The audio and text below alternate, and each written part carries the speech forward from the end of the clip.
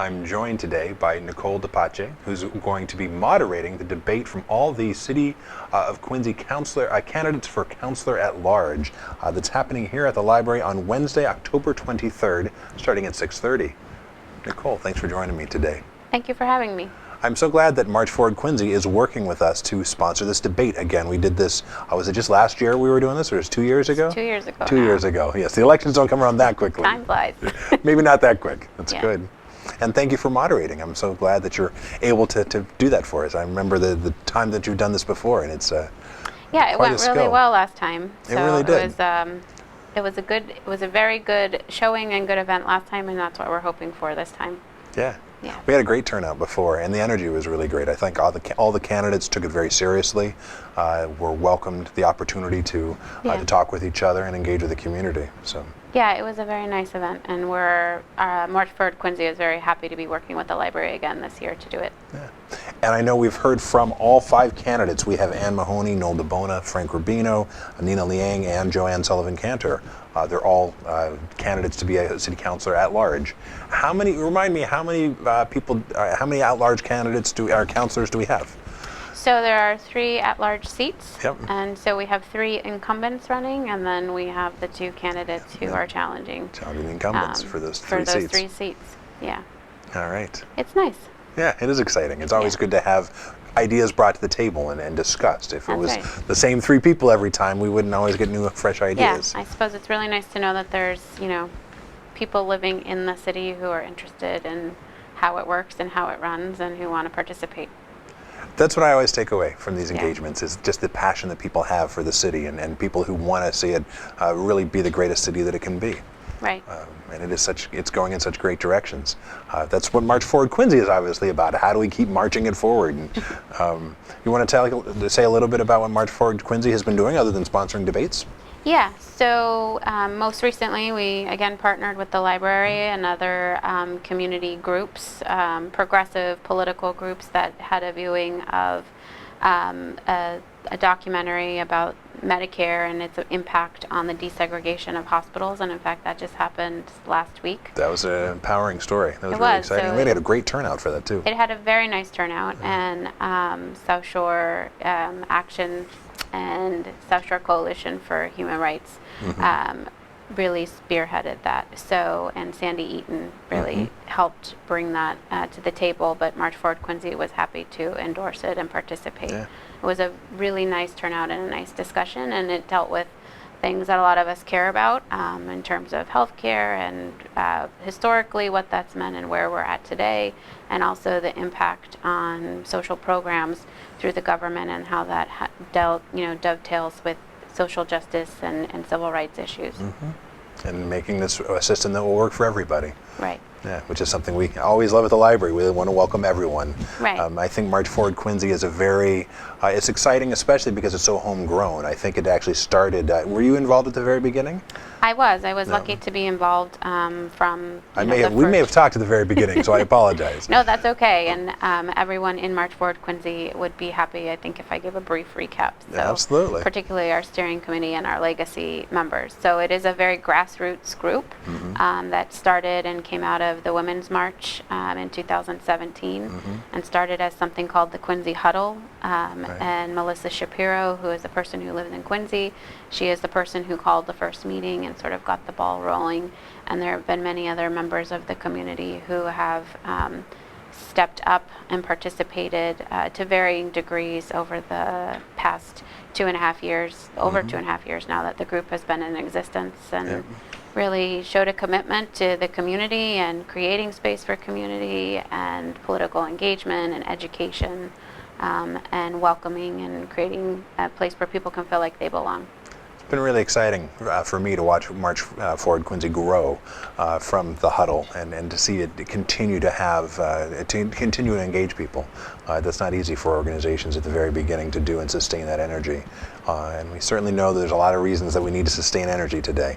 Right. There's a lot. We're going to be much more powerful together than we could ever be separately too. Absolutely, and I think that having the community space available to us at the library has been a pivotal part of our ability to organize. You know, our first meeting was here. We use the meeting rooms upstairs sometimes to have just a few of us get together and plan and talk and discuss. And so we've truly enjoyed the library offering us that space, and the library is a huge part of this community.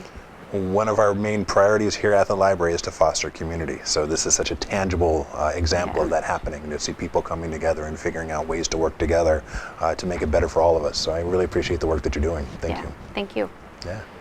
So for the debate, are there specific questions that March Forward is presenting? I know that you're planning on mostly taking questions from the audience, but I imagine everybody who's been working this long, there's probably a few questions that you've been thinking of that you really want to ask all the candidates too. Yeah, so ideally, and you know, the way it worked last time and what we're hoping for this time is that this is really a community-driven event, and whether you're a member of March Forward Quincy or not, you know, we would like to collect questions from the community. We do need to do that. They're not going to be accepted the evening of the event. So That's a really important distinction then. So if people have burning questions, how do they get them to you? We're asking people to submit their questions to our email, which is marchforwardquincy@gmail.com. That's pretty easy to remember. Yes. marchforwardquincy@gmail.com. That's right, all one word. Okay. And to submit the questions, and then our steering committee will sort the questions. If we have questions that are along the same theme or sort of asking the same thing in different ways, we'll probably consolidate that. But we really want to know what the community wants to ask of the city council or candidates, for the candidates at large.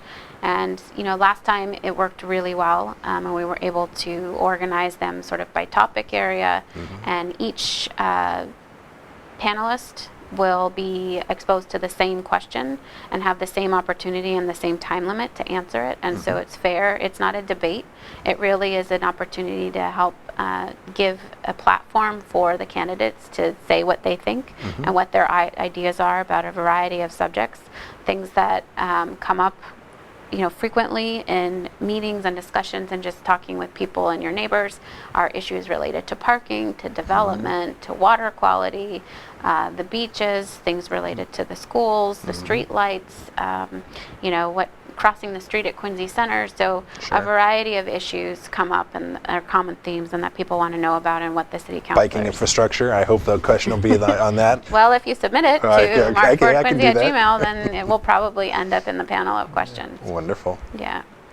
Well, I think that's super exciting. I'm so grateful that March Forward Quincy is doing this, is hosting this opportunity and working with us to bring the candidates together and to have this opportunity to talk with folks. I know from 2 years ago that they were also happy to talk with people before and after if their schedules allowed. I know that all the candidates that I know and the candidates that are, the people that are already in the seats are very welcoming and very wish to be engaged with the community. So. I feel really blessed to have such wonderful people already representing us and engaging these conversations. So that's exactly right. And just as our groups want to have a sense of community, we really want this evening to feel like it is a community event. And so it is not, there are questions that people have frequently about whether or not we're a progressive group. We have we don't endorse candidates. We support all efforts to help our members and people who live in Quincy get informed and engaged. And so there's no endorsement of any one specific candidate. It's not a partisan event. It really is an open forum for people to ask questions and to speak what their ideas are in a respectful environment. You would think this is democracy, and we're actually practicing democratic ideals. This is wonderful, and I couldn't think of a more appropriate place to do it than here in Quincy, where we, if any city in the country knows about democracy, it should be right here. We kind of have some very historical claim to that. Right across the street. Exactly, that's right. Yeah. So, and people often talk about the library as the people's university. So. It's fun to continue this tradition and just be able to provide this opportunity. So, and we couldn't do it without you. So thank you, Nicole. Thank you. Yeah. I feel the same. So please come join us and meet all the candidates to be Quincy City Councilor at Large when we will meet them all on Wednesday evening, October 23rd at 6:30. And make sure you send your questions for the candidates to marchforwardquincy@gmail.com. I look forward to seeing you there.